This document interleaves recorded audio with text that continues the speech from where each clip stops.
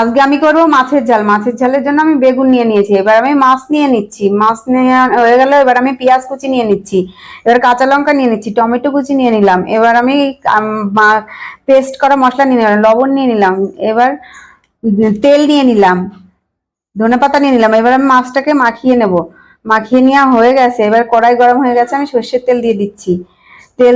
তেলটা গরম হয়ে গেলে এবার আমি কাঁচা জিরে ফোড়ন দিয়ে দিলাম। জিরে ফোড়ন দেওয়ার পরে এবার আমি মাছটার মধ্যে মাখিয়ে রাখা মাছটা দিয়ে দিচ্ছি। দেখো কত সুন্দর হয়েছে কালারটা দেখতে।